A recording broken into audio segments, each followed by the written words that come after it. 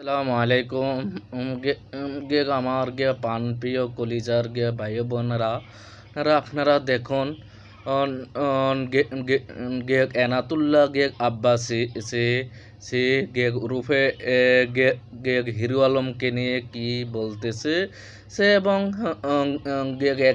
মহিলা চেয়ারম্যান নির্বাচন করেছে সে, এই মহিলাকে নিয়েও অনেক সুন্দর কথা বলল। লোক হিরো আলমকে নিয়ে বলল এনাতুল্লাহ আব্বাসী সে লোকটার আর কপালে নাই ভাগ্যে নাই এই সংসদ ভবনে যাওয়ার। আর আর এবং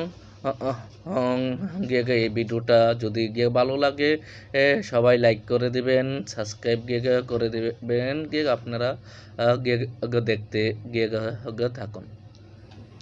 লোকটা চাইছিল সংসদে যাইতে পারে নাই, কিসমতে নাই, ঠিক না?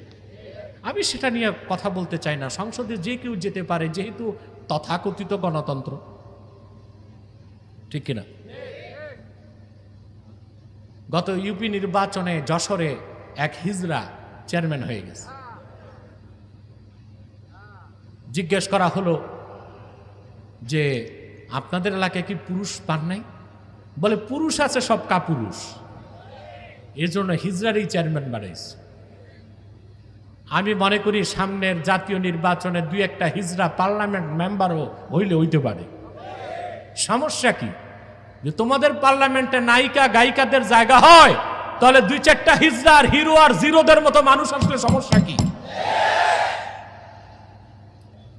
দেখেন না, 2-3 দিন বাংলাদেশে কোনো নিউজ নাই, সব বগুড়ার নিউজ। হিরো আর জিরো, কে হিরো কে জিরো। বাহ, একটা দেশে আর কোনো নিউজ নাই, কথা বল, আর কোনো সংবাদ নাই, সব এখন হিরো আর জিরো। কে যেন নামটা দিছিল, হুজুগে বাঙ্গাল, নামটা সার্থক। আমরা হুজুগেই চলি, ঠিক কিনা? লোকটা চাইছিল সংসদে যাইতে পারে নাই, কিসমতে নাই, ঠিক কিনা?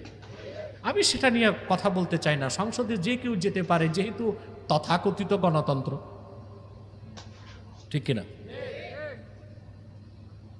গত ইউপি নির্বাচনে যশোরে এক হিজড়া চেয়ারম্যান হয়ে গেছে। জিজ্ঞেস করা হলো যে আপনাদের এলাকায় কি পুরুষ পান নাই? বলে পুরুষ আছে, সব কাপুরুষ, এর জন্য হিজড়ারই চেয়ারম্যান বাড়াইছে। আমি মনে করি সামনের জাতীয় নির্বাচনে দুই একটা হিজড়া পার্লামেন্ট মেম্বারও হইলে হইতে পারে। সমস্যা কি?